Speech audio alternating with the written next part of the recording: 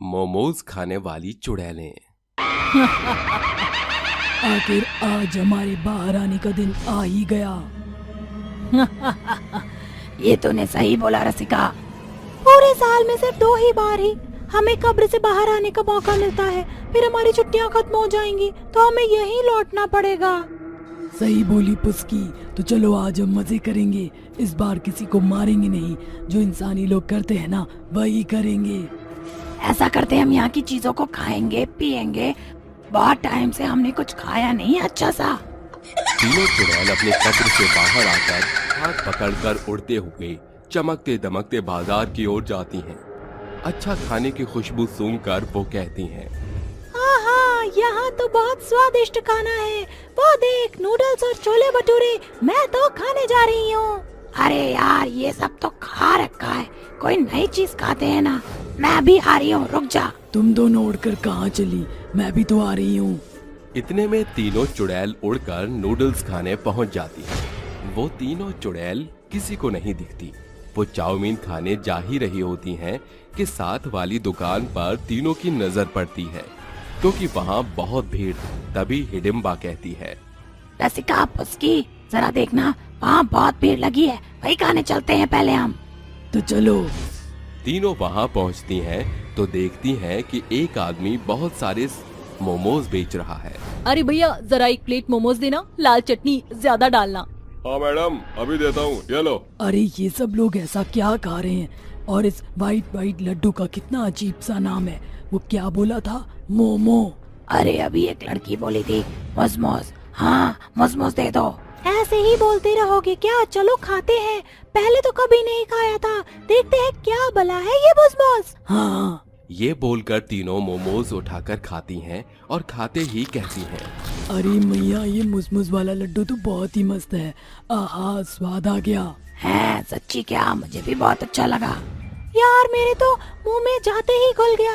आज से पहले कभी इतनी अच्छी चीज मैंने कभी नहीं खाई। ये धरती के लोग भी क्या क्या बनाते हैं ना। ये कहते ही चुड़ैल उस मोमोज वाले के एक एक करके मोमोज उठाकर खाने लगती है। भीड़ से हटकर मोमोज वाले का ध्यान जाता है कि उसके मोमोज गायब हो रहे हैं, हवा में उड़ रहे हैं और अचानक से फिर गायब। अरे मोमोज कौन खा रहा है? देख रहा हूँ 3 मोमोज हवा में उड़ रहे हैं और फिर अचानक से गायब। अरे भैया, जरा 2 प्लेट मोमोज लगाना, और हाँ, ये म्यूनीस ज्यादा डालना। अरे अब ये लड़का क्या म्यूनीस मांग रहा है और उस मोमोज के साथ खा रहा है? हाँ चल, हम भी खाते हैं। वो रहा वो दुकान वाला, उसमें से ही दे रहा है। ये कहने के बाद चुड़ैल मोमोज को म्यूनीस के साथ खाती है तो फुस्की खुशी से उछलकर कहती है, अरे वाह, ये तो इतना टेस्टी क्रीम है कि मन कर रहा है ये सारे मुजमुज लपेट कर खा लूं। तो कहो ना, ऐसा लग रहा है जन्नत में आकर शाही पकवान खा रही हूँ। आहा, मजा आ गया, जीने का स्वाद आ गया। पर तू बोल रही है क्या हम मर चुके हैं? वो भी है। अरे यार, लाल चटनी को खाकर बहुत आग सी लग रही है मुंह में। अरे इसे खाकर तो और मजा डबल हो गया। भाई, मुझे तो सबसे ज्यादा वो व्हाइट वाली क्रीम मुजमुज के साथ अच्छी लगी। एक एक करके तीनों स्पीड से मोमोज वाले के सारे मोमोज खा जाती है। तभी उसकी दुकान पर प्रिया आती है। अरे भैया, स्टीम वाले मोमोज देना। अभी देता हूँ मैडम। अरे मेरे मोमोज कहाँ गए? यहीं तो थे, इतने सारे बनाए थे। लगता है अब वो भी गायब हो गए। अरे भैया, दो ना, कितनी देर हो गई। अरे मैडम माफ कीजिए, आज मोमोज जल्दी खत्म हो गए। सही है भैया, आज तो आपकी ज्यादा बिक्री हुई होगी फिर, वरना रोज तो रात तक बेचते हो। अरे कहाँ मैडम, मेरे मोमोज खत्म भले ही हो गए, पर उतनी बौनी नहीं करी है मैंने। रहने दो भैया, अब कल आऊंगी, मोमोज बचा कर रखना मेरे। जी मैडम। हिडिम्बा चलो, मुजमुज खत्म उसके, अब कल खाएंगे। हाँ भाई चलो। मोमोज वाला घबरा कर घर चला जाता है। अगले दिन मोमोज वाला ज्यादा मोमोज बनाकर लाता है। तीनों चुड़ैल फिर से आकर उसके मोमोज उठाकर खा जाती हैं।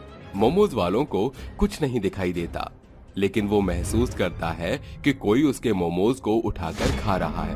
अरे बाप रे बाप, ये क्या हो रहा है? मेरे मोमोज कल की तरह फिर से गायब हो रहे हैं। लगता है कोई भूत या चुड़ैल मेरे मोमोज की दुकान पर चिपट गए। ऐसे तो मैं बिल्कुल नहीं कमा पाऊंगा। अब भैया, ओ मोमोज वाले भैया, क्या सोच रहे हो? मोमोज देना जरा। हाँ, देता हूँ। अरे यार, आज की गर्मा गर्म मोमोज कल से भी मस्त हैं। हाँ हाँ चलो। मोमोज वाला हितेश को जब तक मोमोज देता है सारे मोमोज चुड़ैलें चट कर जाती हैं। ओ भगवान, मेरे सारे मोमोज कहाँ गए? अभी तो मैंने 2-4 लोगों के अलावा किसी को मुंह भी नहीं दी। कौन खा रहा है? कहाँ गए मेरे मोमोज? 2 दिन बीत जाते हैं। मोमोज वाले के साथ 2 दिन से यही हो रहा था। उसकी बिक्री बिल्कुल भी नहीं हो रही थी, साथ ही उसके मोमोज खत्म होते जा रहे थे। इस बात से वो बहुत परेशान था। अगले दिन वो चाय पीते हुए मन में कहता है, अरे मैं क्या करूं? मुझे कुछ समझ नहीं आ रहा। ठेला लेकर जाऊं तो आखिर जाऊं कैसे? 4 दिन से कुछ बिका ही नहीं है और पैसे भी नहीं है। अब मोमोज में लगाने के लिए मैं क्या करूं? मैं रेखा को कैसे पैसे दूंगा घर चलाने के लिए? मोमोज वाला अपने आधे मोमोज छुपाकर रख देता है, पर वो मोमोज भी चुड़ैलें खा जाती हैं। ये देखकर मोमोज वाला कहता है, अरे ये 3 मोमोज हवा में उड़ रहे हैं। इसका मतलब कोई 3 चुड़ैल या भूत है जो मेरे मोमोज को खा रहे हैं। अरे कौन है? क्यों तुम मेरे मोमोज खा रहे हो? भगवान के लिए मुझे बख्श दो। मेरी कोई कमाई नहीं हुई है। जो भी है मेरे सामने आओ। ये तो परेशान हो रहा है, हमें इससे बात करनी चाहिए। तभी तीनों चुड़ैलें उसके सामने आकर कहती हैं, देखो भैया, डरने वाली कोई बात नहीं, हमें माफ कर दो। हम तुम्हारे सारे मुझ रोज खा जाते हैं। मुझ नहीं, ये मुझ नहीं होता, वो मोमोज होता है। हाँ भैया, भाई हमें माफ कर दो। वो क्या है ना, हमें तुम्हारे मोमोज बहुत अच्छे लगते हैं, इसलिए हम खा जाते थे। हाँ भैया, हमें आपके मोमोज बहुत अच्छे लगते हैं, हमें कहीं और के अच्छे नहीं लगते हैं। जो भी हो, लेकिन आपके ऐसे करने से मैं बहुत डरा हूँ और परेशानी में भी आया हूँ। मेरे पास पैसों की कमी पड़ गई है। माफ कर दो मोमोज वाले भैया। ठीक है, अब से खाओ तो बताकर खाना। ठीक है भैया। ये कहकर मोमोज वाला दुकान बंद करके तांत्रिक के पास पहुंचता है और उसे सब कुछ बता देता है। तभी तांत्रिक कहता है, बेटा तुम फिक्र मत करो, वो 3 चुड़ैलें अब तुम्हारा कुछ नहीं बिगाड़ पाएंगी। तुम्हारी बातों से पता चलता है कि वो तीनों चुड़ैलें सिर्फ मोमोज खाती हैं। वो नुकसान पहुंचाने वाली चुड़ैल नहीं है। मैं उन तीनों चुड़ैलों का ऐसा इलाज करूंगा कि फिर कभी वो तुम्हारी दुकान पर नहीं आएंगी। ओम ह्रीं क्लीं चामुंडाय विच्चे नमः। ओम ह्रीं क्लीं चामुंडाय विच्चे नमः। ममर्तम मोक्षम अमर्तम प्राप्ति त्रापिशाचिनी चाह। ओम फट स्वाहा। ये मंत्र कहते ही तांत्रिक के हाथ पर जादू से 3 बड़े बड़े मोमोज आ जाते हैं। ये देखकर वो कहता है, ये मेरे अभिमंत्रित भस्म और मंत्रों से बने मोमोज हैं। उन चुड़ैलों को वो खाना बहुत पसंद है ना। इसे अनजाने में खाते ही वो चुड़ैलें जिस जगह से आई हैं वहीं चली जाएंगी और सब पहले जैसा हो जाएगा। शुक्रिया बाबा, शुक्रिया। आपका बहुत बहुत धन्यवाद। अब मेरी सारी समस्याएं खत्म हो जाएंगी। ये बोलकर मोमोज वाला अगले दिन जब दुकान खोलता है तो चुड़ैलें आकर कहती हैं, भैया हमें भी मोमोज खिलाओ ना। हाँ भैया खिलाओ। ये लो खाओ। ये मेरी दुकान के सबसे स्पेशल मोमोज हैं। सबसे बड़े मोमोज, ये छोटे वाले से भी ज्यादा लाजवाब है। सच्ची? हाय रब्बा, इतना बड़ा मोमोज। चले डम्बा, रसिका इस बड़े वाले मोमोज को खाते हैं। खाओ खाओ, बड़े चाव से खाओ। इसे खाने के बाद तुम यहाँ से गायब ही हो जाओगी। मोमोज वाले के मोमोज देते ही तीनों चुड़ैल जैसे ही वो बड़े मोमोज खाती हैं तो धुआं बनकर उसी कब्र में चली जाती हैं जहां से वो आई थी। जिसके बाद सब कुछ ठीक हो जाता है। चुड़ैल सो रही है। सीमापुर गांव में अचानक से आधी रात में भूकंप आया।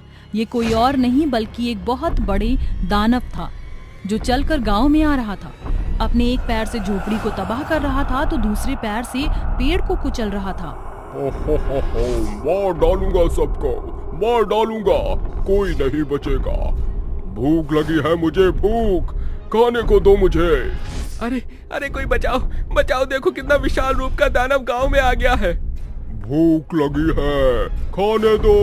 ओ अरे ये तो इसी तरह बढ़ता हुआ आ रहा है। भागो भागो, वो राक्षस इसी ओर आ रहा है। ये कहते ही गांव के सभी लोग अपनी जान बचाने के लिए भागते हैं और वो दानव एक एक करके अपने पैर से सबके घर कुचल देता है तो पेड़ों को, झोपड़ियों को खा जाता है। कैसी चींटी की तरह भाग रहे हैं ये लोग। अरे कोई तो हमें बचा लो, ऐसे तो ये राक्षस सबको मार डालेगा और सब कुछ खा जाएगा। हाहाकार करता हुआ वो राक्षस नंदू को अपनी मुट्ठी में जकड़कर उठाता है। अरे बाप, कितना बड़ा राक्षस है। अरे छोड़ दो मुझे, छोड़ दो, अभी काटता हूँ इसको। ये बोलते ही नंदू उसके हाथ पर काट लेता है जोर से, पर दानव को इससे कोई असर नहीं होता है। तो मुझे कुछ भी कर ले, मुझे कुछ नहीं होगा।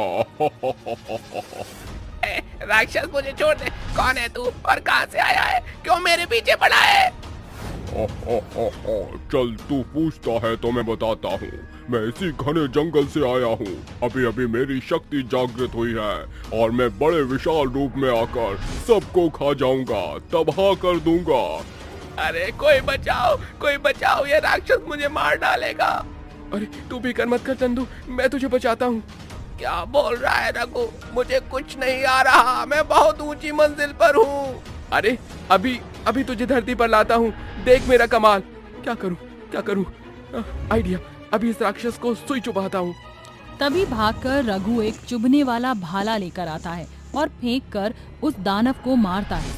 तो उसके आते हुए भाले को जोर से फूंक मारकर दानव कहता है, अरे ये टुच्चा सा भाला किसने फेंका है? क्यों, लगी क्या तुझे जोर की? अब मजा आएगा जब ये करेगा। उई उई उई उई। अच्छा तो तू है, अभी देखता हूँ कौन उई उई उई करता है। ये कहते ही वह दानव नंदू को जमीन पर फेंककर रघु को हवा में उड़ाकर बहुत दूर फेंकता है। गांव के बुजुर्ग लोग दानव को देखकर बहुत परेशान होते हैं। वह हाहाकार करता है, पेड़ खाता है और उथल पुथल करने के बाद चला जाता है। तब सब शांत हो जाता है। अरे बच्चों, डरने की अब कोई बात नहीं है। दानव राक्षस चला गया। अब तुम सब आराम से जाकर सो जाओ, कल सुबह बात करते हैं। बाबा सो तो जाएंगे, पर उस भयंकर राक्षस के भयानक सपने आएंगे। अरे बेटा शुक्र करो, जान बची। उजड़े पर बस भी सकते हैं, लेकिन जान गई तो वापस नहीं आएगी। हाँ बाबा, ये तो आपने बिल्कुल ठीक कहा। उस बूढ़े की बात सुनकर सभी अपने घर में जाकर सो जाते हैं। अगली सुबह गांव के सभी लोग पेड़ के नीचे इकट्ठा होकर बातें कर रहे थे। अरे मुखिया साहब, कुछ तो बताइए। सारे गांव में आकर उस दानव ने इतना हाहाकार किया और हम कुछ भी नहीं कर पाए। आखिर उसे मारने का कोई तो उपाय होगा। मैं सोचता हूँ हाथ पर हाथ रखकर मैं नहीं बैठ सकता।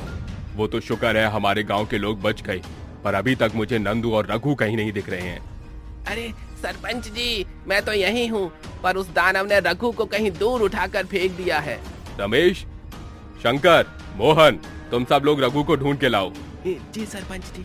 सरपंच के कहते ही उसके आदमी रघु को ढूंढने के लिए निकल जाते हैं। अरे सरपंच साहब, आखिर उस दानव को कैसे हराया जाए, कुछ सोचा आपने? मुझे पता है, अब उस बड़े विशाल दानव को कौन हरा सकता है। कौन हरा सकता है सरपंच जी? जो काफी सालों पहले हमारे गांव में आई थी। उसने भी उस दानव की तरह वही किया था, लेकिन बाद में वो हमारी सहायक बन गई। उसने पहले भी एक बार हमारी मदद करी थी। मैं जानता हूँ इस बार भी वही करेगी, इसलिए गांव के लोग उस चुड़ैल की गुफा में जाकर उसे जगाने का प्रयास करेंगे, क्योंकि जब वो जागेगी तो वो दानव हार ही जाएगा। उससे लड़ेगी हमारी चुड़ैल, वो बहुत ताकतवर है। सरपंच जी, आप कैसी बातें कर रही हैं? एक दानव को हराने के लिए हम दूसरी चुड़ैल को न्योता दे दें? नहीं नहीं नहीं, हम ये नहीं करेंगे। अरे मैं आपको विश्वास दिलाता हूँ, वो चुड़ैल ऐसी नहीं है। वो भी हमारे गांव का ही एक सदस्य थी। इससे पहले वो दानव हमें मार दे, हमें उस चुड़ैल को जगाना होगा, क्योंकि वो चुड़ैल सो रही है। अरे बेटा, बात मान लो, सरपंच जी सही कह रहे हैं। वक्त कम है बेटा, अरे बात मानो। मैंने उस चुड़ैल को देखा है। अभी वो 1 साल से गहरी नींद में सो रही है। उसको जगाने के लिए तुम्हें विभिन्न खुशबू वाले पकवान बनाने होंगे। जगाने के लिए नृत्य करना पड़ेगा। वो भी बहुत विशाल चुड़ैल है।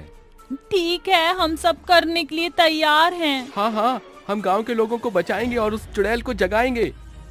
तो चलो सभी लोग उसके लिए पकवान बनाओ, फिर हम सब चलते हैं उसी गुफा में। गांव के सभी लोग खाना बनाने में व्यस्त हो जाते हैं और गांव के कुछ लोग उस गुफा से गुजरकर विशाल चुड़ैल के पास जाते हैं। आइला, ये चुड़ैल तो बड़ी लंबी चौड़ी खर्राटे मार रही है। पहाड़ पर चढ़ने में बड़ी कठिनाई होगी। क्या इसके लिए हम पर कोई सीढ़ी या रस्सी है? हाँ हाँ, हम सब लाए हैं। गांव के 7-8 लोग उस चुड़ैल को जगाने के लिए उसके ऊपर चढ़ते हैं। कोई उसके हाथों में गुदगुदी करता है, तो कोई उसके पेट पर नाचता है, तो कोई उसके बालों को खींचता है, तब भी वह जगती नहीं है। अरे इस पर तो सारे टोटके आजमा लिए, बाल खींच लिए, टांग पकड़ ली, काट लिया, अभी नहीं जाग रही। इतनी मोटी चमड़ी वाली तो चुड़ैल है ये। अब इस चुड़ैल को जगाने के लिए ब्रह्मास्त्र का प्रयोग करेंगे। मतलब? टीना, मीना, सलोनी, खाना लेकर आओ। राशि के ये कहते ही उसकी सहेलियां और गांव के बाकी लोग एक थाल में लड्डू भरकर, तो किसी में चावल, पकवान, पूड़ी, हलवा, शरबत, ये सब लाकर उस चुड़ैल की नाक के पास ले जाते हैं और हवा से उसे सुंघाने की कोशिश करते हैं। उस खुशबू को सुनते ही कराटे लेती हुई चुड़ैल जग जाती है। अपनी आंखें खोलती है, तभी सारे लोग उतरकर खाना दूर कर लेते हैं और चुड़ैल कहती है,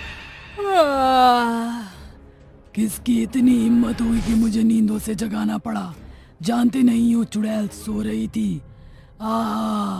खुशबू, पहले ये सारा खाना खा जाती हूँ। एक एक करके वो चुड़ैल सारा खाना खा जाती है और डकार मार कर कहती है, बड़ा मजा आया। इतने समय बाद मैंने इतना स्वादिष्ट खाना खाया है, पर मुझे किसने जगाया बताओ। अरे नंदू, भिड़े दिमाग में कीड़े। चुड़ैल, सरपंच जी ने आपको जगाने का आदेश दिया था। हम सब ने बड़ी मेहनत से आपको मिलकर जगाया है। उन्हें आपकी जरूरत है, हमारे साथ चलिए। ऐसी क्या आफत आ गई जो मुझे ही जगा दिया तुम सब ने? वो आपके जैसा बड़ा सा, मेरा मतलब एक बहुत बड़े विशाल दानव ने हमारे गांव पर हमला कर दिया, हर जगह तहस नहस कर दिया। आप हमें उनसे बचा लो, उस दानव को मार डालो। फिक्र मत करो, उस दानव की तो मैं ऐसे ही तबाही मचाऊंगी कि वो मरने के बाद दोबारा कभी नहीं आएगा। कहाँ मिलेगा वो दानव? इस जंगल में आसपास कहीं रहता है, आप ढूंढ लेना। आप बहुत बड़ी है ना। ये कहते ही चुड़ैल उठकर जंगल में उसे तलाशने लगती है। वहीं दूसरी ओर कुछ लोग सरपंच को बता देते हैं कि चुड़ैल जागकर लड़ने के लिए आ गई है। तभी चुड़ैल उस दानव को ढूंढकर कहती है, ओहो, तो तू है जिसने इस गांव पर हमला किया। अब देख, मैं तुझ पर हमला करूंगी। ओहो, तो तू इन चूजों ने तुझे बुलाया है मुझसे लड़ने के लिए। आजा लड़ ले, मारी जाएगी तू। मारा तो तू जाएगा, मोटे गेंडे हाथी। मैंने कहा था ना, वो हमें बचाने जरूर आएगी। देखो आ गई। ये कहते ही चुड़ैल और दानव एक दूसरे से लड़ने लगते हैं। कभी वह उसे अपनी शक्तियों से हराता, तो कभी चुड़ैल। लगातार चुड़ैल उसे इतने चांटे मारती है और पटकती है कि गांव वाले उनकी लड़ाई से दूर हो जाते हैं और देखने लगते हैं। वहीं उसकी पिटाई करके चुड़ैल उसे जान से खत्म कर देती है और कहती है, मैंने कहा था ना दानव, मैं तुझे मार डालूंगी। दोबारा से इस गांव में कभी मत झांकना, मैं यहाँ की रक्षक हूँ। तूने मेरे साथ ठीक नहीं किया चुड़ैल। तू रक्षक है तो मैं भक्षक हूँ। मैं वापस आऊंगा। ये कहते ही उस दानव का अंत हो जाता है और चुड़ैल सरपंच से कहती है, सरपंच जी, मैंने उस दानव को मार गिराया। क्या मैं अब वापस सोने जा सकती हूँ? शुक्रिया चुड़ैल, तुमने हमारा साथ दिया। मैं तुम्हारा बहुत शुक्रगुजार हूँ। अब तुम सोने के लिए जा सकती हो। शुक्रिया चुड़ैल जी। कोई बात नहीं। ये कहते ही वो अपनी गुफा में वापस सोने चली जाती है और रघु भी मिल जाता है। चुड़ैल और गरीब बच्चे। जमनपुर नामक एक गांव था जहां रूबी अपने पति रमेश और अपने बच्चे गोलू के साथ गरीबी में भी बड़ी खुशी से रह रही थी। कम रोजी रोटी में भी दोनों किसी तरह गुजारा चलाया करते थे। एक दिन रमेश का बचा कुचा काम भी उस पर झूठा इल्जाम लगाकर छीन लिया गया। वो बेतहाशा घर आकर कहता है, रूबी, जरा एक गिलास पानी देना। ये लीजिए पानी। अरे, आप इतना उदास क्यों हैं? क्या हुआ? अरे क्या बताऊं तुझे, गोविंद ने मुझ पर बोरी चुराने का आरोप लगा दिया। मालिक ने मेरी बात मानी नहीं और मुझे वहां से निकाल दिया। अब मैं कैसे घर चलाऊंगा? उससे बड़ी बात, मैं गोलू का खर्चा कैसे उठाऊंगा? आप चिंता मत कीजिए, यहाँ नहीं तो कहीं और सही, आपको काम जरूर मिलेगा। कहने से क्या होता है, अभी हमारे पास तो कुछ पैसे भी नहीं है जो कल का भी खर्चा चला सके।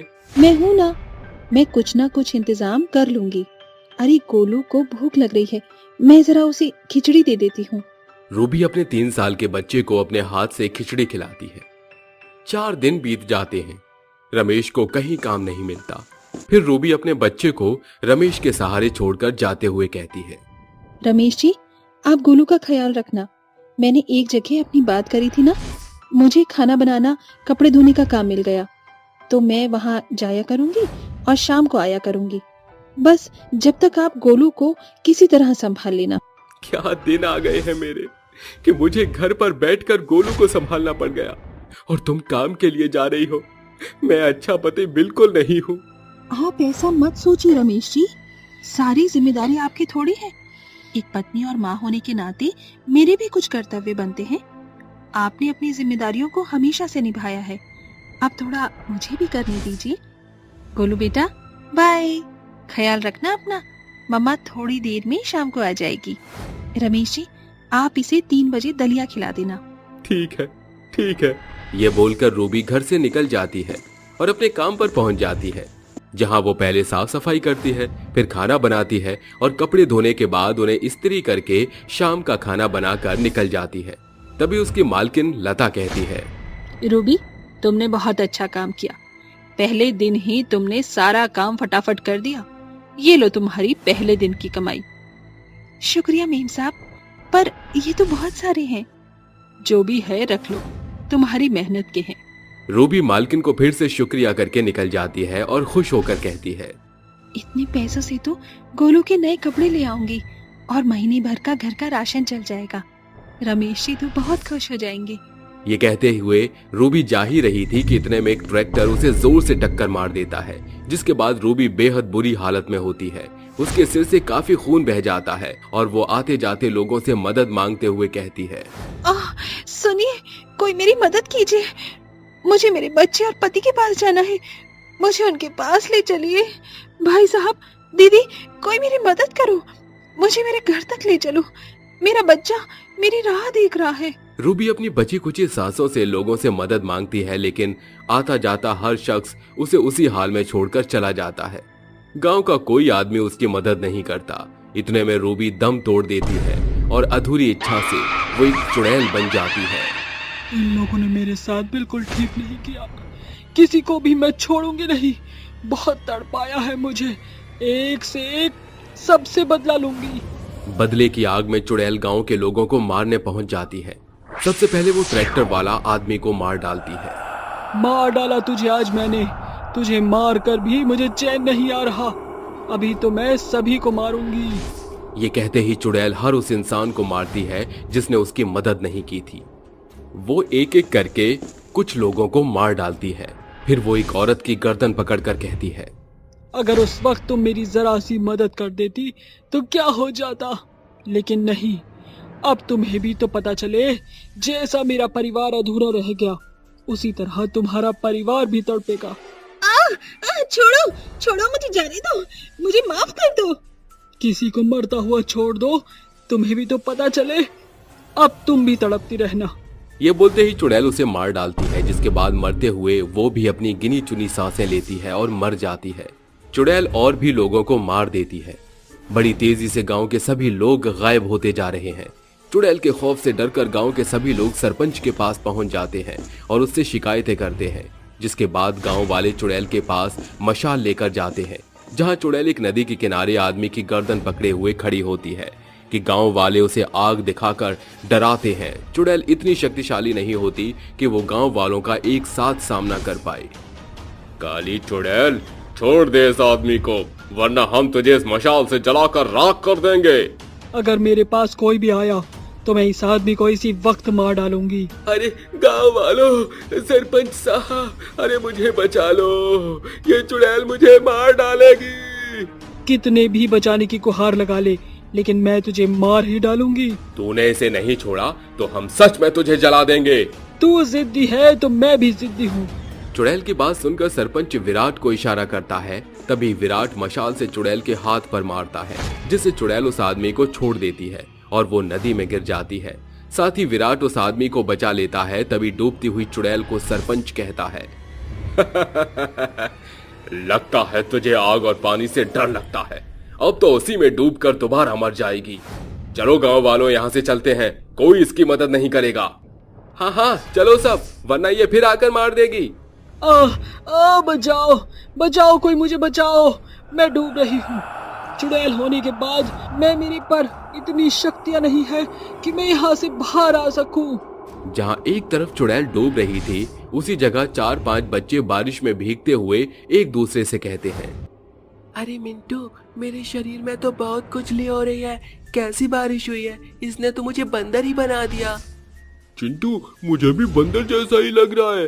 अरे खुजली खुजली क्या कर रहे हो, वो तो मुझे भी हो रहा है। ऐसा करते हैं, इस नदी में नहा लेता है, इस नदी के पानी से हमारी खुजली खत्म हो जाएगी। भोपाल के बच्चे, तूने तो बिल्कुल सही कहा। चले फिर एक साथ छलांग लगाते हैं। पर तूने सही नहीं कहा, मैं भोपाल नहीं गोपाल हूँ। चलो उतरो पानी में। सारे छोटे बच्चे उस नदी में छलांग लगाकर मस्ती करते ही हैं कि उन्हें एक डूबती औरत नजर आती है। अरे दोस्तों, लगता है कोई आंटी डूब रही है, चलो उन्हें बचाते हैं। हाँ, चलो बचाते हैं। ये बोलते ही वो बच्चे उसे बचाने जाते हैं। चुड़ैल भारी होती है, लेकिन किसी तरह बच्चे उससे किनारे तक ले आते हैं और जब उसकी शक्ल देखते हैं तो वो डर जाते हैं। तभी चुड़ैल होश में आती है। मैं कहाँ हूँ? क्या मेरी मदद तुम बच्चों ने की है? अरे आप तो बहुत डरावनी आंटी है। हाँ, पर तुम छोटे छोटे बच्चों ने मेरी जान बचाई, उसके लिए बहुत शुक्रिया। सही कहते हैं लोग, बच्चे भगवान का रूप होते हैं, लेकिन बड़ों में तो इंसानियत नाम की चीज ही नहीं है। वो तो मुझे यहाँ धकेल कर चले गए, ना मेरी तब मदद की और ना अब की। लेकिन तुम बच्चे बहुत अच्छे हो। तुम्हारी अच्छाई देखकर मुझे लगता है मुझे यहाँ से जाना चाहिए। कोई बात नहीं चुड़ैल आंटी, मम्मी पापा कहते हैं हमेशा सबकी मदद करनी चाहिए, चाहे वो कैसा भी हो। हाँ बच्चों। इस तरह चुड़ैल बच्चों को खाने पीने की चीजें तोहफे में देकर हमेशा के लिए मुक्त हो जाती है। बूढ़ी सास का प्यारा कौवा। दूर दराज बसे गुलमोहर गांव में कल्याणी नाम की एक बुजुर्ग बुढ़िया एकदम अकेली रहती थी। हमेशा की भांति आज भी बूढ़ी कल्याणी ओसारी में बैठी हुई बोलती है, इतने बरस बीत गए, संदीप को शहर गए हुए, उसकी बाट जोते हुए अब तो मेरी आंखें भी बूढ़ी हो चली। शायद अब तुझे बेटे के लौटने की बात छोड़ देनी चाहिए कल्याणी। ये बोलते हुए बूढ़ी कल्याणी की आंखों से बेबसी की बदरा बरसने लगती है। कुछ देर बाद ही सांझ की बेला घिराती है, जिसे देख कल्याणी कहती है। कल्याणी रसोई घर का रुख करते हुए एकाएक सभी डिब्बे टटोलती है। इतना आटा ही शेष बचा है, अगर प्रत्येक दिन 2 रोटियां बनाऊंगी तो सप्ताह भर तक तो चल बन जाएगा। बुढ़िया 2 रोटियां बनाकर प्याज के साथ उसे थाली में परोसकर जैसे ही पहला कौर उठाती है कि एक जख्मी कौवा उसके झरोखे पर आकर बैठ जाता है और कांव कांव करने लगता है। अरे ये तो किसी कौवे के करहाने की आवाज है। एकाएक कल्याणी की नजर झरोखे पर पड़ती है। वो कौवे को अपनी बाहों में उठाकर सहलाते हुए कहती है, अरे ये कौवा तो लहूलुहान लथपथ है, लगता है किसी शिकारी ने इस पर निशाना साधा था, तभी इसके पंख और पंजे बुरे तौर से जख्मी हो गए हैं। बुढ़िया झटपट सी जड़ी बूटियों का लेप बनाकर कौवे के घाव पर लगा देती है। कुछ पल छिन बाद कौवा अपने पंजों पर स्थिर होकर कांव कांव करने लगता है। लगता है ये कौवा प्यासा है, इसे पानी पिलाती हूँ। बुढ़िया कौवे को पानी पिलाती है। तभी कौवा बुढ़िया की परोसी हुई थाली से एक रोटी अपनी चोंच में दबाकर उसे एक टक निहारते हुए पंख फड़फड़ाने लगता है। तुझे भूख लगी है? कोई बात नहीं, हम दोनों मिल बांट कर खाएंगे, एक रोटी तेरी एक मेरी। बुढ़िया अपने हिस्से की एक रोटी कौवे को देकर एक रोटी खाती है। अब हर एक भोर और सांझ को कौवा झरोखे पर आ बैठता। बुढ़िया उसे रोटी देकर सहलाते हुए कहती है, अरे कंकु, मैं तेरी ही राह निहार रही थी, ये ले तेरे हिस्से की एक रोटी। कंकु, मुझ बुढ़िया के पास बेहद सीमित संसाधन है, इसीलिए मैं सिर्फ 2 रोटियां ही बनाती हूँ, मगर उसे तुम्हारे संग साझा करके मुझे बेहद सुकून मिलता है। तुम मुझ बुढ़िया के चहेते बन चुके हो। इस तरह हर एक दिन सप्ताहों में शुमार होते चले गए। एक सवेरे कल्याणी का बेटा संदीप अपनी शहरी बीवी श्रेया के संग गांव में दस्तक देता है। संदीप, मेरे लाल तू आ गया, तुझे देखकर मुझ बुढ़िया का दिल बाग बाग हो गया। माँ, ये श्रेया है, मेरी बीवी और आपकी बहू। तूने शादी कर ली और मुझे अब बता रहा है? माँ, सब कुछ बेहद जल्दबाजी में हुआ, आपको खबर करने का समय नहीं मिला। खैर, अब जो संजोग मिल चुके हैं हो गए। आ बहू, तेरी बूढ़ी सास के घर में तेरा स्वागत है। सूरज ढलने के साथ पूरे गुलमोहर गांव सांझ में सराबोर हो जाता है। दरवाजे पर खड़ी कल्याणी को देख संदीप कहता है, माँ क्या बात है, कोई आने वाला है क्या? सवेरे से सैकड़ों बार कभी आप दरवाजे पे जाती हो तो कभी झरोखे पर ताक लगाए हो। सुबह से खाने का एक कौर नहीं पड़ा आपके पेट में। अरे ऐसा कुछ नहीं बेटा, तुम दोनों खाकर सो जाओ। सफर के थके मांदे हो, ज्यादा देर तक जगोगे तो सेहत बिगड़ जाएगी। श्रेया और संदीप अपने कमरे की ओर अग्रसर होने को ही थे कि कौवा उड़ते हुए झरोखे पर आकर बैठता हुआ काव काव करता है। ओफो, ये कौवा कहाँ से आ गया? श्रेया डंडा उठाकर कौवे को फटकारने लगती है। अरे ओ काले कौवे, जल्दी से फुर हो जा, वरना तेरे काले भद्दे पर कतर कर रख दूंगी मैं। बहू, ये क्या करामात कर रही है? क्यों सासू माँ, ये कौवा क्या लगता है आपका? बड़ा प्यार आ रहा है आपको इस परिंदे पर। कंकु, मेरे पास आओ। कल्याणी के शब्द सुनकर कौवा उसके कंधे पर आकर बैठ जाता है। कल्याणी हमेशा की भांति उसे खाने को एक रोटी देती है। कल्याणी का कौवे के प्रति अथाह स्नेह देख श्रेया पांव पटकते हुए अपने कमरे में चल देती है। गुजरता समय कब साल भर में शुमार हो जाता है। इस बीच श्रुति एक बेटे को जन्म देती है। मुबारक हो बेटा, तू बाप बन गया। आपको भी बहुत बहुत मुबारक हो माँ, आप भी दादी बन गयी। अगर आप दोनों माँ बेटी की बधाई हो चुकी हो तो संदीप, माँ जी को साफ तौर से समझा दो कि अब वो काला कौवा हमारे घर में न आए। उसकी कर्कश काव काव की गूंज से मेरा दूध मुहा बच्चा डर जाएगा। बहू के बोल वचन सुनकर बेचारी बूढ़ी सास चुप्पी साध लेती है। मगर अब जो कि उस परिंदे को बुढ़िया की प्रीत की आदत पड़ चुकी है तो वो कहाँ रुकता। कौवा निस्दिन वहाँ आता। एक दिन की बात है, बुढ़िया अपने बहू के बच्चे को ओसारे में खिला रही थी। तभी देर दोपहर कौवा दस्तक दे देता है। अरे कंकु, तू आ गया, मैं कब से तेरी ही राह निहार रही थी। ये ले तेरे हिस्से की रोटी। कौवा चौकी पर बैठकर अपनी चोट से रोटी को खाने लगता है। तभी वहाँ श्रेया और संदीप आ धमकते हैं। सासू माँ, बढ़ती बुढ़ापे में सठिया गई है क्या आप? ये देखते हुए भी कि ये कौवा मेरे बच्चे के बगल में बैठा हुआ है, आप इसे भगाने के बजाय इसे रोटी खिला रही हैं। अरे बहू, एक परिंदे का पेट भरने से क्या बिगड़ जाएगा? माँ जी, आपका प्यार इस काले परिंदे के प्रति परवान चढ़ता जा रहा है। भगवान न करे अगर इस कसाई कौवे ने अपनी पैनी चोट से मेरे बेटे का आँख फोड़कर उसी जीवन भर के लिए अंधा कर दिया तब। श्रेया के जहरीले बोल के बाण संदीप के मन मस्तिष्क को भीतर तक सराबोर कर देते हैं और वो श्रेया के सुर में सुर मिलाते हुए कहता है, माँ श्रेया की बात एकदम सटीक है। इन परिंदों का भरसक भरोसा ही क्या। आज के बाद ये परिंदा यहाँ भटकते नहीं दिखना चाहिए। ये बोलते हुए संदीप एक कंटीली छड़ी से कौवे को मारने लगता है। कौवा करहाने लगता है। अरे बेटा, मत मार कंकु को, तुझे तेरी बूढ़ी माँ की कसम। कंकु, तू जा यहाँ से। बुढ़िया के बोलने पर कौवा पंख फड़फड़ाकर उड़ जाता है। उस रोज सारा आसमान घनघोर बरसाती बादलों से घिराता है, जिसके साथ झमाझम बरसात होती है। इतना तेज तूफान, जाने कंकु कहाँ होगा।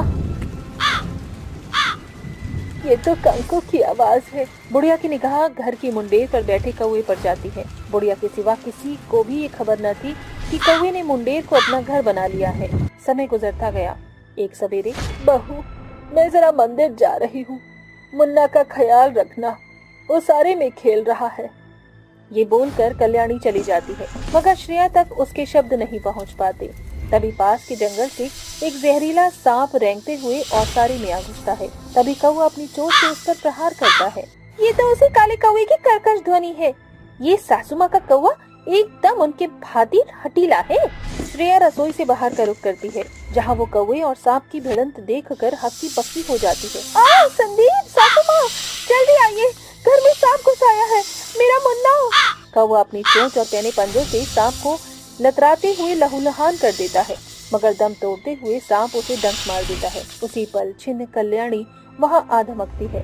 बहू, ये सब क्या है? और मेरा कंकु ऐसे बोझल बेहोश क्यों पड़ा है? माँ जी, जाने ये जंगली जहरीला सांप घर पर कब घुस आया? मुन्ना को बचाने में कंकु इस जहरीले सांप से भिड़ गया। अपनी भरसक कोशिश से कंकु ने इसे मार गिराया, मगर इस काले करैत ने कंकु को डस लिया। मैंने हमेशा इस कौवे को कितने कड़वे बोल सुनाए, बदले में इसने अपनी जान दांव पर लगाकर मुन्ना को बचाया। बहू, जल्दी से सांप के काटे हुए भाग पर कपड़ा बांध दे, तब तक मैं जड़ी बूटियों का लेप तैयार करती हूँ। इसे करैत का जहर खत्म हो जाएगा। बुढ़िया रोते बिलखते हुए फौरन लेप बनाकर कौवे के पंजे पर लगाती है। कुछ घंटों बाद कौवा भला चंगा अपने पंजों पर खड़ा हो जाता है। कंकु, मुझे माफ कर दो, अब से तुम हमेशा हमारे साथ रहोगे। तुम्हारे कारण ही आज मेरा मुन्ना जिंदा है। श्रेया कौवों के लिए सुंदर सा घोंसला तैयार करती है। अब कौवा सदा के लिए बूढ़ी सास के संग रहने लगता है। जादुई सोने का बांस घर। माँ, आप अपना ख्याल रखना, मैं बांस की लकड़ी लेने जंगल जा रही हूँ।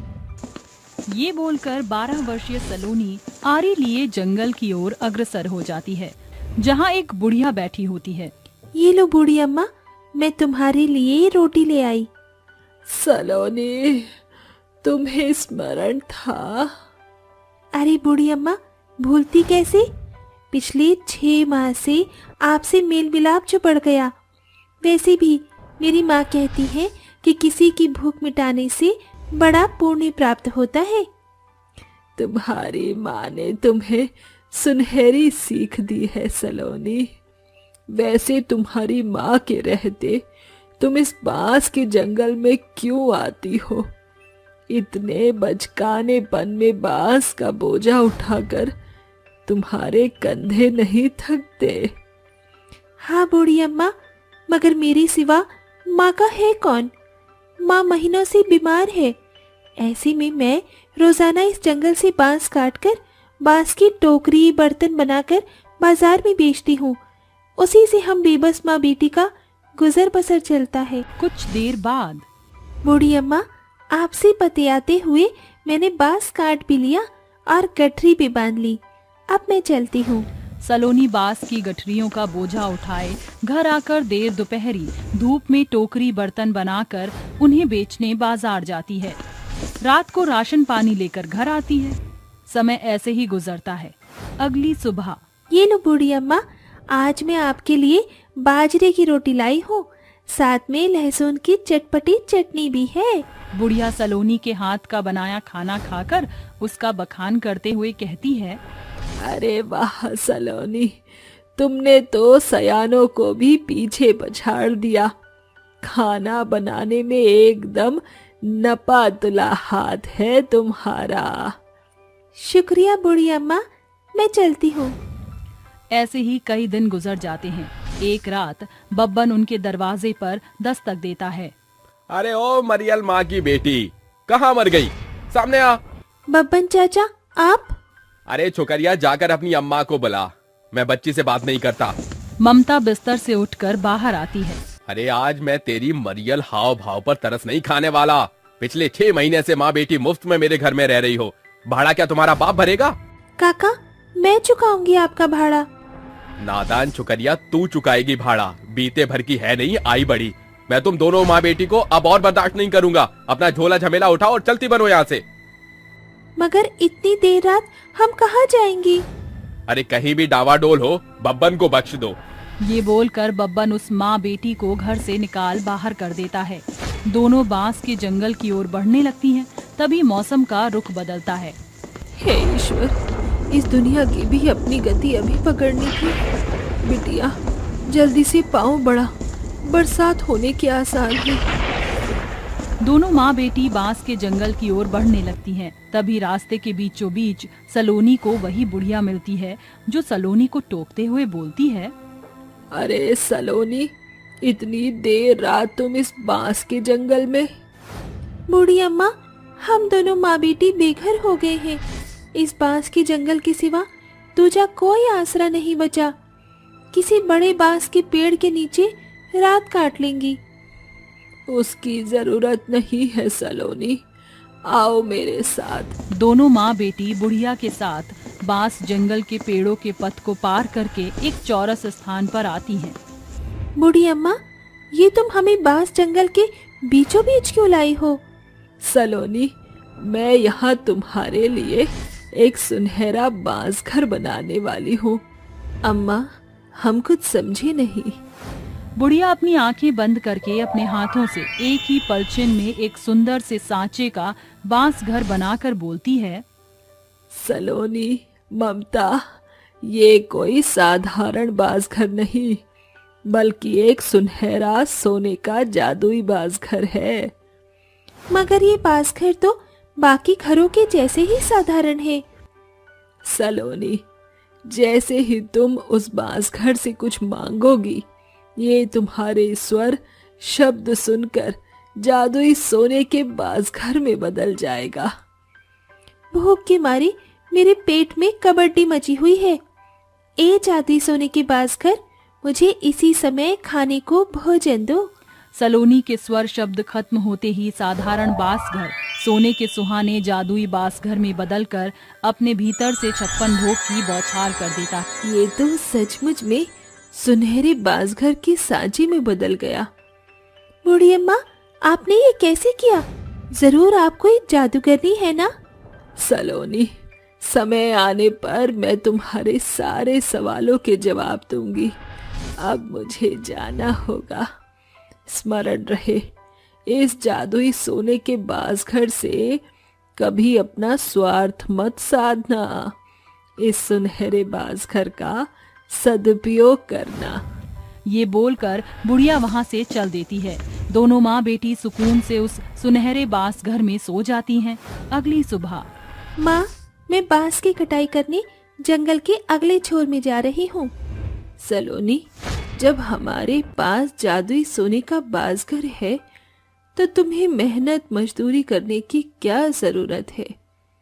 माँ, ये बांस घर मेरे लिए सिर्फ बसेरा है। मैं इसे अपना स्वार्थ नहीं साध सकती। ये सरासर गलत होगा। मैं अपनी मेहनत के बलबूते पर आपका और अपना पेट पाल सकती हूँ। समय गुजरता है। सलोनी हर एक सुबह बांस की कटाई करके दिन भर टोकरी बर्तन बनाती और सांझ होते उन्हें बाजार में बेचने जाती। एक दिन की बात है, सलोनी बांस काट रही थी, तभी एक बूढ़ा वहाँ से रोते बिलखते गुजरता है। ठहरो बाबा, आप इतने हताश परेशान क्यों हैं? अरे क्या बताऊं बेटी, कल मेरी बेटी का ब्याह होना है, मगर मुझ गरीब बेबस बाप के पास एक पैसा भी नहीं है। पैसे की पाबंदी से कल मेरी पगड़ी उछलने से बेहतर है मैं मर जाऊं। ठहरो बाबा, मेरे पास तुम्हारी समस्या का समाधान है। सलोनी उस बाबा को लेकर अपने जादुई सोने के बांस घर के पास आती है। ए मेरे जादुई सोने के बांस घर, ये बाबा बेहद बुरे दौर से गुजर रहे हैं। इनकी बेटी के ब्याह के लिए मुझे तुम्हारी मदद चाहिए। सलोनी की निश्वर्त मांग सुनकर जादुई सोने का बांस घर सुनहरे चमक से सराबोर होकर सोने के बड़े बांस घर के सांचे में ढलकर अपने भीतर से सोने के सैकड़ों सिक्के, जेवर और पैसे की भरमार करता है। ये लीजिए बाबा, इसे आप बतौर बड़े धूमधाम से अपनी बेटी का ब्याह कर पाएंगे। एकाएक तेजोमय प्रकाशमान के साथ बूढ़े बाबा बतौर उस बुढ़िया में बदल जाते हैं। अरे बूढ़ी अम्मा, तुम? हाँ सलोनी, मैं तुम्हें परख रही थी कि तुमने मेरे बोल को अपने हृदय की पट्टियों पर लिख लिया है या नहीं। जादुई सोने के बांस घर के होने के बावजूद तुमने उससे अपना स्वार्थ नहीं साधा, खरी उतरी हो। अब मैं तुम्हें अपना पुख्ता परिचय जाहिर करती हूँ। ये बोलकर बुढ़िया एक जादुई परी में बदल जाती है। सर पर सुनहरा ताज, हाथों में जादुई छड़ी, ये पहरावा तो परी का होता है। तुमने सही पहचाना, मैं एक जादुई परी रानी हूँ जो एक तपस्वी की श्राप से इस बांस जंगल में बंधक बन गई थी। जानना नहीं चाहोगी कैसे? हाँ, तो सुनो। परी, आज तुम पूरे 18 बरस की हो चुकी हो। यही समय है जब परी की बेटी को परिलोक की परिरानी का पद प्राप्त होता है। आज से तुम परियों की रानी, मगर तुम्हें अपनी शक्तियों के साथ संसार का भ्रमण करना होगा।